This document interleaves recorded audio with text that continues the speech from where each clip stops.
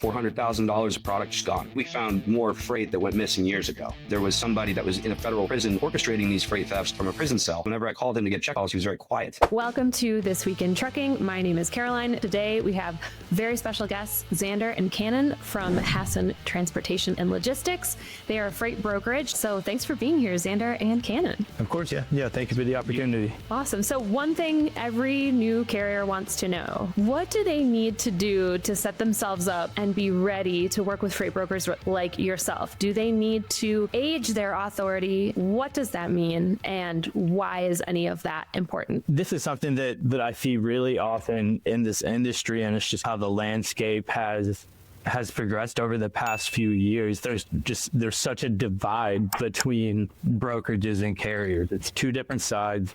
Rarely do carriers think about themselves as being on the same team as brokers. So I think getting over that division and changing the mindset between that relationship is really key. I know that there's a lot of caution on the carrier side as far as working with brokers, as far as rate transparency goes. There are tons of Supreme Court cases right now with super large logistics brokerages that are dealing with rate transparency issues. So I think finding the right partners and having the right state of mind when going into relationships, especially as a small carrier with a brokerage, whether it be large or small, is really important.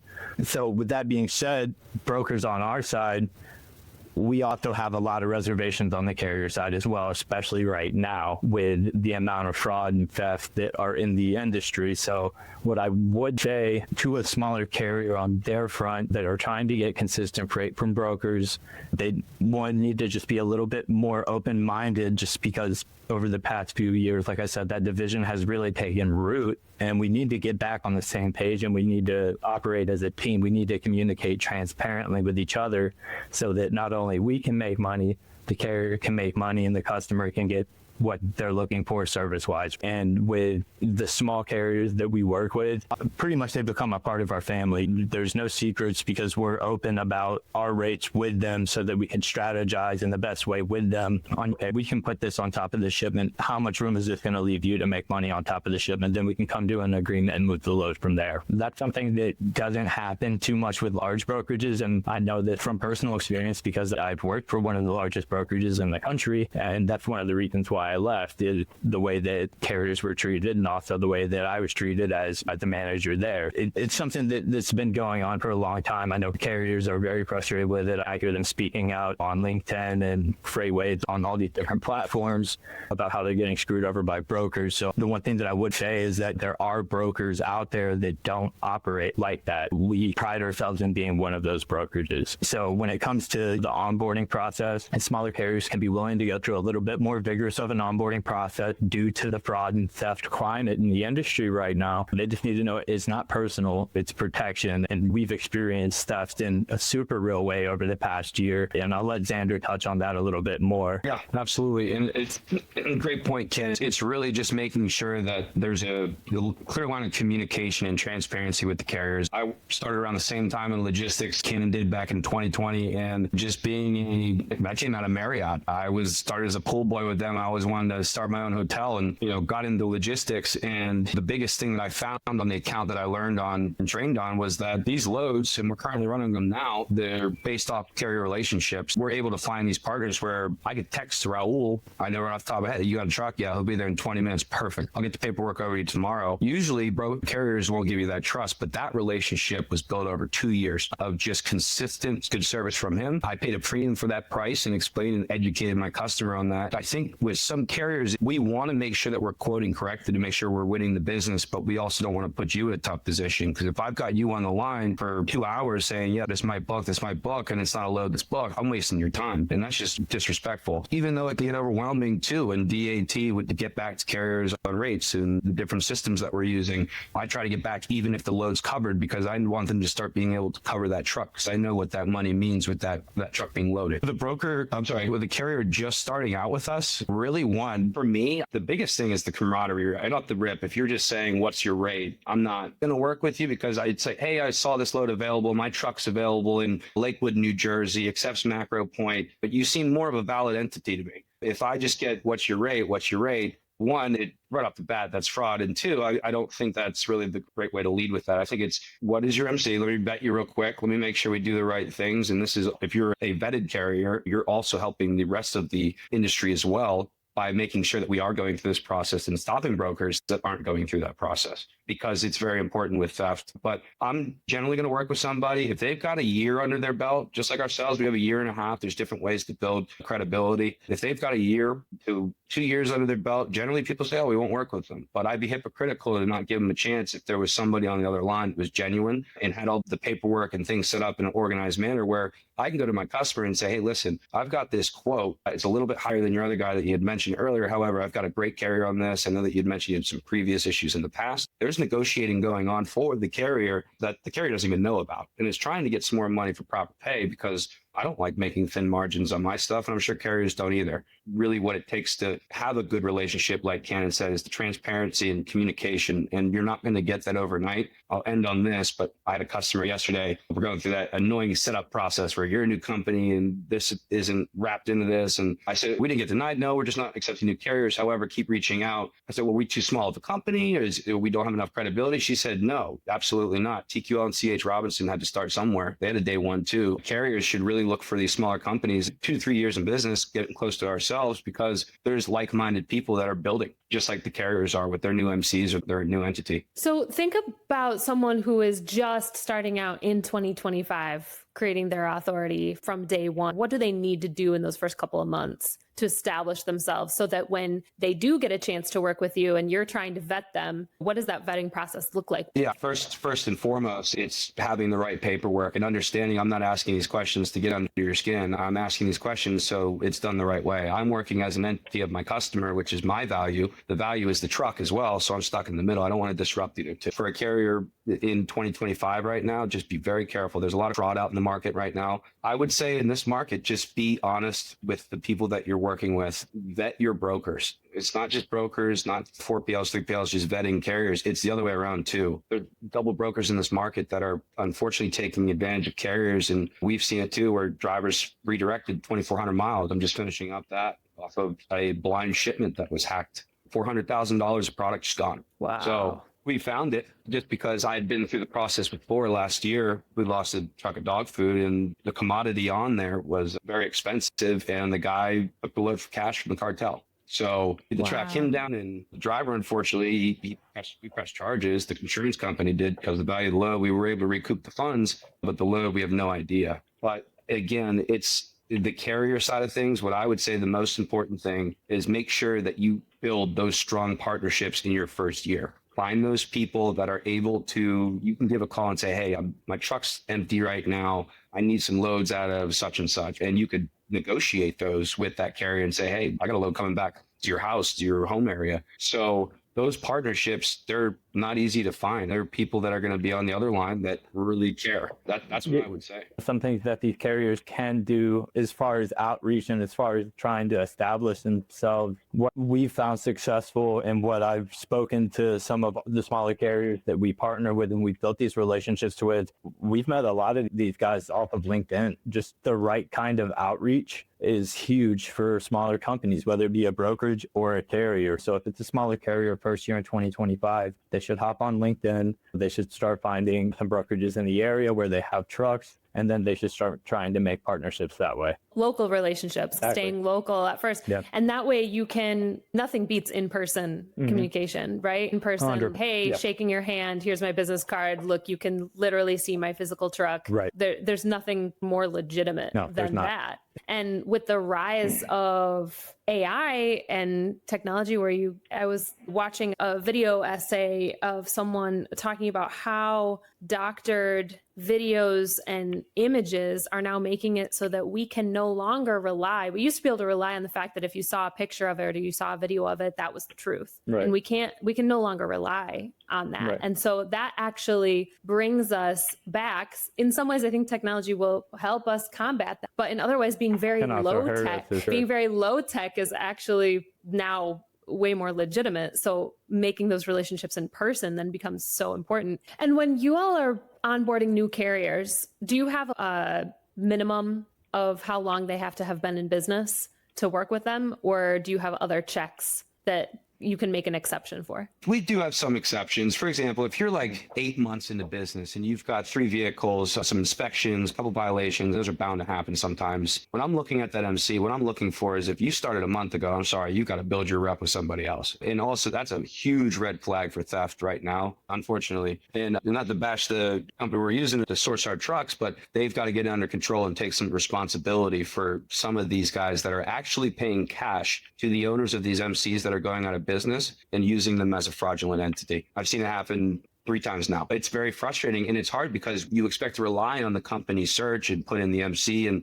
come back, hey, we're a vetted carrier, and it tells you that. I wanted to circle back real quick to something that you said, Caroline, on how low tech can sometimes be better. So I've got a buddy that works at a trucking company that specializes in automotive trucking. It's called BCAT Logistics. And so he just created a very simple tech platform that would do what you're mentioning as far as like people being able to use AI to doctor videos and pictures and stuff like that. It's called Jobs Done, and it's all done over text message. And so it's low tech in the way that you can't really counterfeit it. It works super simply. So that may be something for smaller carriers to look at for sure. That's cool. Yeah, it's super cool, and it's so easy to use, and it's not expensive. I'm not getting paid for saying this. I just think that small carriers could benefit from using this.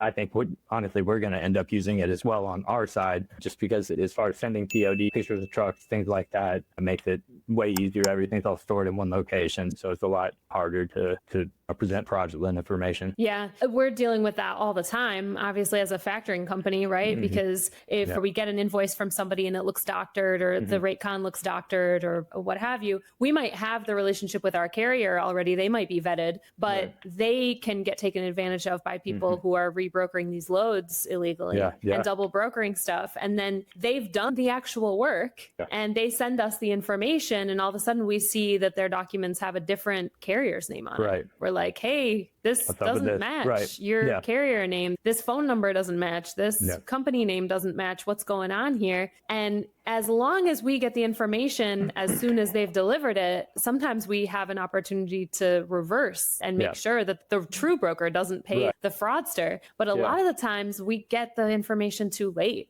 and it's too late, and they've gotten quick pay on the load, and that broker is not going to pay for it twice. So what are some of the things that you all are doing to make sure that the carriers that you're working with aren't rebrokering the load to somebody else? It's a scary thing when this happens. No matter how many times I go over it in my head of the situations that have happened, there's just things you wouldn't think that somebody would think of doing. And it's so easy to miss, even with the most experienced of people. Or with the most expensive tech. We're supposed to be able to rely on these companies that have been around for over 20 years to present us with MCs and trucker information that's legitimate. But they're finding a way past their security protocols even. And it goes as far too on this current situation. Really what it is now, you will not get an address until you turn your tracking on. I don't care if it's macro point, or I think Kanon we're working on another one too as well, but you've got a true ping somewhere, and it's got to be within your deadhead radius that you said it was going to be over the phone. That is the other thing too. Some things can get very fast and you forget to call them, and it's just via email. That's very tough. So you just forget. And I've caught it a couple times where like I'll book a load. I'm like, oh, wait a minute. I forgot that step. Let me go back.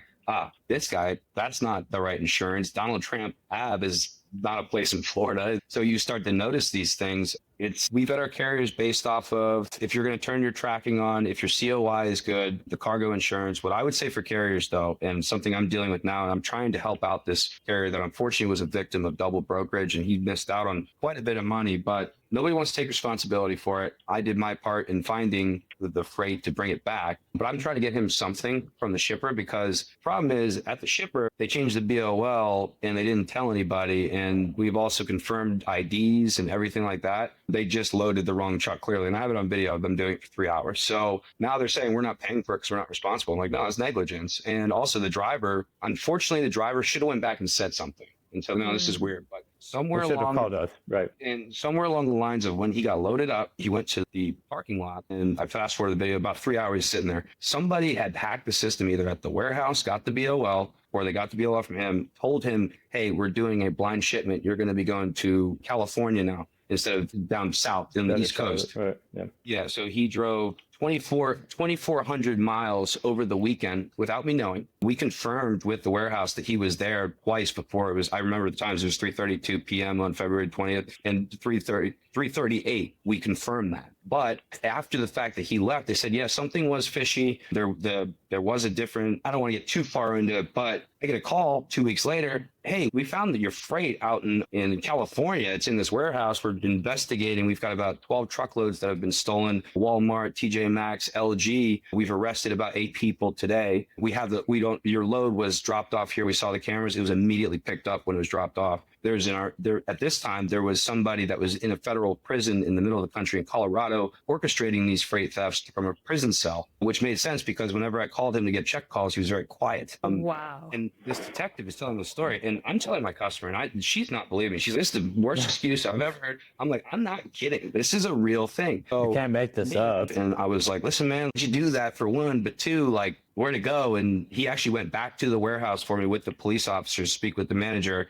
That lease in that warehouse for that space was, like I said, with AI, an ID of a federal inmate in Colorado that was put onto a lease for the warehouse that was approved. And the actual criminals were on the ground stealing the freight, putting transloading it side of the trucks, stolen trucks. Unbelievable. Fast forward 2 months later, I get another call. It's the FBI and the sheriff's department out in Ventura, California, at a warehouse that's unmanned. They're still living in it. They arrested 18 people in San Diego near the border, and there were 12 truckloads in there amounting maybe about $320 million worth of freight. I have pictures of all this stuff. So police brought all the freight out. They put it onto these 3 little trucks, and they said, this is the excess freight. I'm like, what do you mean excess freight? I only had 1 truck over there. I think we found more freight that went missing years ago. Wow. So, for our customer, same customer. Yeah. There's 8 additional skids that weren't on our truckload. So that they were completely unaware of. And so now I'm working right now on getting a dedicated carrier to get out there and pick up that load. Now, the problem is, unfortunately, it's going to get a little bit better with who owes the money, but the cost of the product, which is over $300,000, is going to be would have been way worse if we didn't find it than the cost of transportation that I'm requesting from the warehouse because of their mistake to get it back to the warehouse in Charlotte, North Carolina, where it needs to be. Being the case, my point, bringing the carrier, that carrier got duped badly. There was a question here that you asked. There's a mistake that carrier made. You didn't call anybody and you accepted the money because, it's an attractive rate, but it's sitting there in the parking lot. You should have went back in. Hey, this person called me and said it's changing locations. So that's where the carrier was at fault. However, I'm still going to try and get the carrier some money. I'm going to try and get him, I think the rate that he was given, $5,800 with our rate it was Jersey to Charlotte, North Carolina. So it was like 600 miles. So it was 1,200, whatever it was. His rate was $5,800. So he drove across the country and is not getting paid. I'm trying to get him something from the insurance company, but even his insurance company won't protect him on this either. Right. So I would make sure to speak with your insurance companies too, to make sure if you do get double brokered, there is first blanket coverage out there. Small deductible, but I did figure it out from a really good traveler's agent I had over at a insurance company who's been there for 20 years. So I would definitely suggest that. I noticed there is a phrase or a term you're using in it called blind shipment. And I think there's a lot of confusion about what that actually means. Can you explain what a blind shipment, how that actually works? It's so common that people get taken advantage of because they pretend they know what it means and then they get duped. I've dealt with more blind shipments in my lifetime than I would like to. They're probably my least favorite loads when it's a legitimate blind load to deal with, just because there's a lot of extra work involved. So when a blind shipment is done correctly, a single blind or double blind, right? So a single blind load, it'll either be blind to the shipper or blind to the receiver. So on whichever side it's blind to, and this is because the customer doesn't want the receiver to know where the product's coming from, or vice versa. So we'll send an original BOL to the customer for their files.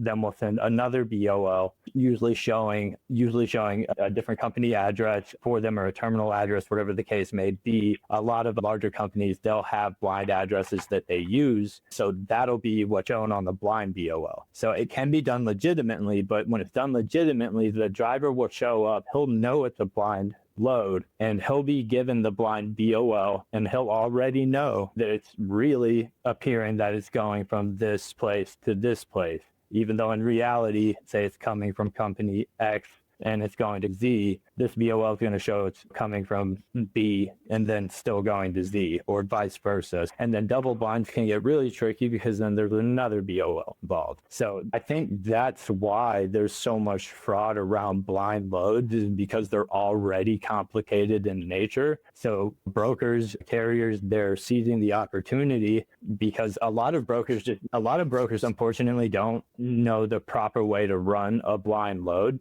And I don't think a lot of carriers do either. So I think in our case with this stolen load, with our driver that took the load to California that's supposed to be going to North Carolina, maybe he never ran a blind load before. So he didn't know, to call. That's a possibility. I'm not saying that's what happened, but it is a possibility. If there's any change in the load at all from what you were booked to do, just call your broker, confirm with the warehouse, just cover your bases, right? Be intentional in your work, and then you won't be left holding the bag at the end of the day. The key thing to understand here is that the blindness of the load is for the receiver or the shipper, not the carrier, not the broker. The broker and carrier always know what the real route is. And in a blind shipment, it's not that you change the destination halfway through the work. The destination is always known. The origin is always known by the broker and the carrier. The other thing is that I see sometimes people say it's a blind shipment, so that's why a different carrier's name is showing on this. The carrier name should always remain the same. Always be the same. Because there's no reason that you would have that. Yeah, blind loads have nothing to do with the carrier. Like you said, it either has to do with the shipper or the receiver. That's it. And so they should never be obscuring what your company name is. And a broker should never tell you to present yourself as a different company. No, that's sketchy. Yeah, that's it. That's a huge red flag for sure. I rarely on my will put the shipper's number. If they give me a contact number, I generally put mine anyway. And I'll put their name, but it's still my contact number. It's just because the more lines of communication you start throwing out, I don't know what's going on. Wires can't get crossed. Or wires just don't connect at all. And that's another problem. And yeah, like Kanon said, I can't stress enough. I know Kanon, I smile when I say this. It's just been crazy dealing with this. And it's finally coming to a good resolution. I hope. Call your broker, call your whoever you were booking the load with. I wouldn't call the shipper because that's backdooring. But at a certain point, if it gets bad, I would even see that as another step as a carrier. Just saying, hey, I just want to be sure I don't want to talk any rates or anything. Is this a live load? Because there's a lot of stuff out here. It's going to save you a ton of money. You're not going to have any claims on your... Save your reputation as well. Yeah, carrier reputation is everything in this market right now, especially with smaller new carriers. They have to protect their reputation above all else. And any of these carriers that are watching this podcast and that have been operating for less than a year, I'm not saying, and Xander's not saying that there's no way that, that they'd be given a shot, because that's not the case. Caroline, I don't know how it would work on this, but I'm more than happy to drop my email. I don't know if there's like a comment section or something like that. It's for small carriers that are looking for a good broker to work with to get their company a little bit more established. We're more than willing to give these guys a shot, but just know that we're going to vet them very carefully. Yeah. And also, too, we actually have a claims assistance side of our business. That's X&K Logistics. X&K Consulting. We're working on getting our LLC solidified with all that stuff with taxes, whatever. But so what I'm offering is what Ken's offering is we do take on, I know in the past I've worked with carriers that want to start sprinter van companies. They need to figure out how to get compliant. Going through building this with Kanon, obviously, this company, we've learned how to do that. And we were able to give that information. Same things when it comes to carriers within 1 year. I also would ask carriers to give me a call. Shoot me an email, podcast, and say, hey, my trucks are here. I get quotes all over the place. I think last week I had to have done at least 23 to 25 quotes a day. We're not really landing a lot of them, but again, that's building those carrier relationships and being asset-based. Right now, I shy away from just posting a load up for spot because I don't want it to go missing right now. I need another line of defense, and that's going to be a good carrier. So that's what I would suggest when it comes to the fraud. If you are listening to this and you are a victim of fraud, email me, please. I do have a Carolina task force. They're called Cargo Cats. They are nationwide. They are reaching out to brokers, carriers, customers. They're assisting without charge. They're charging for the transportation of the trucks if you do have a load stolen or so on and so forth. However, it's a service that the California Sheriff's Department as a whole is offering. So it's Cargo Cats. You can find more information on FMSCA. I can also send you some information, Caroline, but also Definitely. I'm here to help. I actually, as much as I really had a scary time doing it, I learned a lot, and I know a lot of tricks now to make sure you get what you need. Yeah, we'll link all of those resources that you send me in our description. We also recently had a conversation with our team member, Donovan, who is in charge of investigating these kinds of things and these kinds of cases. I'll probably put the link to that episode in the description as well. You mentioned earlier about people paying cash for MCs. Let's talk about that, because we have sent multiple messages out to our network, to our customers, to say, hey, if someone is offering you cash for your MC and you're not going through the proper procedure to get that MC moved to someone else's name legally so that it's no longer yours, you're going to be held liable for any actions with that MC. What are you all seeing? We saw this come up a couple of times last year and send out warning messages to our customers, but what have you all seen lately in regards to that scam? Yes, I've seen, and the real problem with this, it reflects on the human element of it, is that I forget what the number is, but it's massive as far as how many trucking companies are closing each week. 350 companies each week, something like that. So they're preying on desperation, right? And they're making that number that these companies they're choosing to not go through the proper channels to do it, because one, they're being offered more money, and two, they're desperate for it because their business is about to close. So they're preying on that human element of this, and it's really sad to see. And I don't know what message we could put out there outside of just don't do it, because it could come back and could be really bad for you. But outside of that, I'm not sure what else we can put out there to put in the ear of those people that are struggling and have been approached to sell their MCs. Nothing is worth that. And it's easy to say that. Right. I think it's harder to understand it in the moment. Correct. But just nothing is worth putting your life and freedom at risk for a couple $1,000s or in the moment. But again, easier said than done. Right. And they should be prosecuted, honestly. It is a very impactful, I'm sorry, it makes me angry, because I've been desperate before where I need to make some moves and things like that. But when you start doing something like that, you will be held liable. If I get anybody that tries to do that to me again, I will find you, and I will make sure that you pay for what you did, because you are affecting a lot of people in this industry. And I feel for the carriers as well with this. And I've gotten phone calls, people tracking me down saying, hey, like, we booked this load with you. And then I got to get on the phone with DAT and say, hey, this entity is calling this entity. It's a very impactful mistake is what I'm going to call it. I don't think people do it purposely. I think the best word Kanon use there, I like it, is panic. When you panic and you're in trouble, you do things that you normally wouldn't. Just like the carrier I got that stole a load back in June. It's the right thing. The insurance company did the right thing. That's their issue now. But I gave them the proof that they needed to say, hey, this is straight and simple. There's nothing else to it. This is a BOL that said he was supposed to go 250 miles, but he drove 6 miles down the road to his yard, and 3 guys with box trucks showed up, said it was cash. And I said, did you get any information, anything like that? He said, nope. So I don't know did I miss something? Why did you do that? And he said, I don't know, but you have to figure it out. And that was the last I heard, hung up on me. Wow. And lost my customer, and actually was in a really tough spot. Just real quick to piggyback also on what Xander said, it happens just once, right? If it's just one MC that gets sold fraudulently, the impact of just that one MC being fraudulent in the market can be huge. They could screw over people for $100,000 plus with just one faulty MC. Yeah. So and in the matter of a couple of days. Exactly. It's madness. Yeah. Let's not give anybody any ideas. It's not worth it. No, it's definitely not worth it. And so talk to me a little bit about we're recording this as of April 23rd. So this will come out later, and so things will have changed by now, but let's talk about tariffs for a minute. How has that news and that ruckus in the market, has that impacted your business at all yet? And what do you see as the implications of it?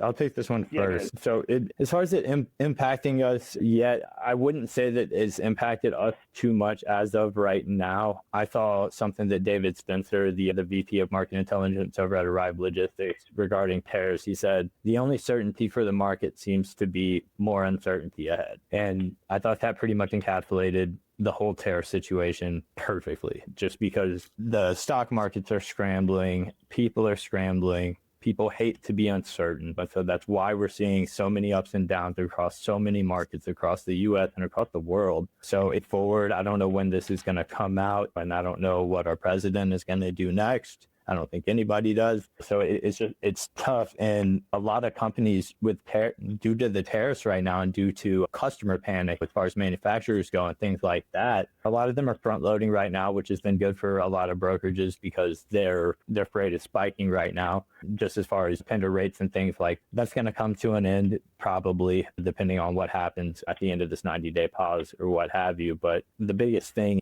that's killing people is just the uncertainty. And I've taken the stance of, yes, it's uncertain, but the last thing that we should do is panic. So, and it's affecting so much, right? Freight volumes, as far as contract goes, are down 10%, give or take, year over year. The only really mode that surged is flatbed, but the truck to load ratio is 40-1. We'll flip that to 1-40, right? So there's 40 different tenders available for one truck. Those guys are booming on flatbeds, but the capacity is very hard to get right now. So yeah, it's a tricky landscape especially as brokers, to navigate because our customers are panicking. Spot freight is becoming less of a thing. Companies are looking more to contract freight, but the pricing of it due to the tariffs is causing issues as far as for small carriers going direct, trying to win contracts from shippers direct. It's causing a lot of strain in those areas because of the uncertainty, and people are, even if they haven't been impacted by the tariffs yet, they think they're about to be. So therefore, they're expecting to pay carriers less and charge more for their products. So it's something that's impacting. Customers are uncertain. Brokers are trying to navigate between customers and carriers to make sure that we can get rates and service that are satisfactory for the customers. Yeah, I was speaking with one of our other partners the other day, and he was like, it's just the best way to explain it is it truly is just like the Wild West out here right now. Yeah. And I agree. And also too, I really did well in the solar industry, and that's one that's come to a complete halt, in my opinion.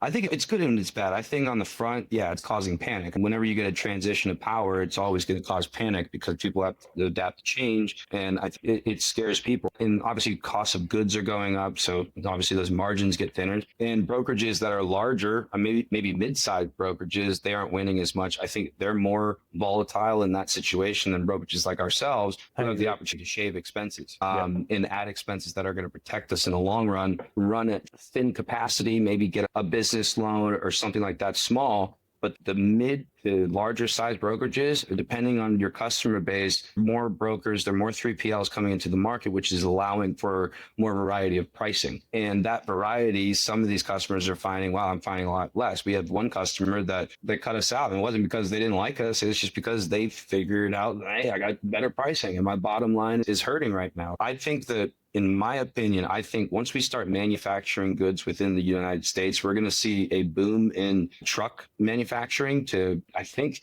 help with capacity issues in areas. Also, if there's carriers in Alabama, Mississippi, and Georgia that have flatbeds, I need you guys desperately. I've got a project going out in that area. I think there's 4 trucks out there making $5,000 a load. I swear to God they are. But I just really think that it comes down to, it's tough because the tariffs I don't fully understand them. And I read what people are writing on LinkedIn and that think they understand them. And I don't think that they do. So right now, I think that you give it 6 to 8 months, you see where we're at. And I honestly see the market flipping. I see it getting tighter. I see manufacturers building businesses faster and producing more goods within the States. And that's going to cause tightness of carriers and it's going to flip the market. But that's just my thing. I'm going to be prospecting Michigan for auto parts for sure for the next 3 months as well. But yeah. Good things to keep in mind. And maybe it's a good moment to try flatbed. Absolutely. If you haven't before. Yeah, that's something that I was just going to say candidly. If you're looking to get into this space, buy a flatbed. And move to Mississippi like tomorrow because it's going to be tight for a long time. And that's just because and then call us. Yeah. And then call us. Yeah. But I have a partner that's actually working a 250 truck project out of there that's stealing all the capacity and he's not letting me use any. Yeah, we could use it. But that's a partnership. Yeah. What are the industries that are driving that right now in the Southeast? In the Southeast, when you say industries, are you like, what do you mean? Yeah. What kind of cargo? What kind of projects, I guess? Is it construction? Is it like, yeah. Yeah, it's heavy steel plates. I believe they're foundation plates for large facilities, warehouses, high rises, things like that. But they weigh like 49,000 pounds. They have to have tarps. You can't use step deck. Some of them are light, like 3,500 pounds, but they're only 24 feet, but you can't use a hot shot for whatever reason. There are just a lot of weird steel loads out there. I don't really see any particular commodity flying off the shelves, I guess you could say. It's really all across the board. We work at on flatbeds specifically, yeah, it is a lot of building materials. I have a lot of need for flatbeds that are willing to transport cars right now. Not necessarily the ones that zigzag, but just normal flatbeds that would be willing to transport cars in the North Carolina area, and they're just not available right now. But yeah, building materials is probably the largest, and I assume that it is due to all these companies moving their offshoring warehouses inshore. Interesting. Super interesting. Can you talk a little bit about the next couple of months, your business? Where do you see it going or the next couple of years? Obviously, there's a lot of uncertainty in the market right now that we just talked about, but what do you hope for the future of your company? Sure, yeah. So at HTL, we thrive in a lot of different modes of transportation. One of our largest kind of areas of success right now is in the e-commerce space. And so we're trying to grow that. There's not a lot of brokerages out there that can even offer e-commerce shipping capabilities just because they don't want to deal with it because it's typically very low margins, things like that. And also UPS, FedEx, they don't really work in that way, especially not with larger brokerages. We found a way to capitalize on that. We're going to try and expand into final mile. We're expanding into drayage right now. Warehousing is a really big one just because we have a lot of warehousing capacity across the U.S. So that's next 6 months, those are kind of our focus items. Outside of that, just growing our team. Right now, we've got probably about 10 people, including us, on our team in different areas. Steady growth, solid relationships, especially with carriers, especially with smaller carriers. We're a smaller business. Collaborative growth is huge. If you can have a partnership as a small brokerage with a smaller carrier and you two can grow together, that's a relationship that will last forever. So that's really what we try and instill, not only with our carriers, with our customers as well. Yeah. In entities, they should be working together. And as a small company, I remember when I first started, it's a great story. It's very long, but it's long story short, it was the hardest thing, like proving to people like, yeah, I'm a real broker. I'm the real deal. Where do you work? I'm sitting in my pajamas right now, like trying to book some freight, man. I don't know what you want from me. I'm a broker. I can't tell you that I'm going to do a great job at this for you, but I'm going to do the best that I can and you will get paid. Aren't those the two things that matter? And I've had that conversation a million times. And again, wrapping that back into what Ken was talking about, relationships and partnerships and growth. I think that's a big word that Ken used that we're really excited about. We've brought on about 5 commission-based reps that have logistics experience, and that's straight through just recruiting, messaging people on LinkedIn, Sales Navigator, and offering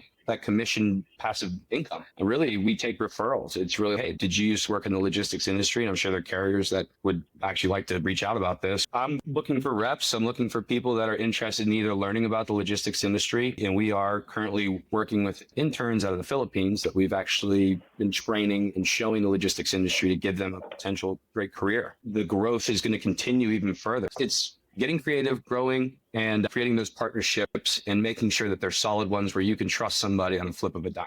Awesome. Any final advice that you have for small carriers and new carriers navigating the world of trucking in 2025? If it smells fishy, it's fishy. Do not change any BOLs. Don't accept any blind shipments, nothing. Even if your mom calls you and tells you, hey, you need to go this way, don't do it. You need to call your broker, make sure that you are covered. And then my last thing was check your insurance, make sure you have that blanket. Those are the 2 most important things that will save your butt. It saved mine twice. Awesome. I would agree. Yeah, for sure. All right. Thank you so much, Ken and Xander, for joining us on This Week in Trucking. Really enjoyed talking to you. Learned a lot, some crazy stories, and I think people will get a lot out of this. So I appreciate you coming on. Yeah, of course. Thanks, Caroline. Appreciate you as well. All right. Drive safe, everybody.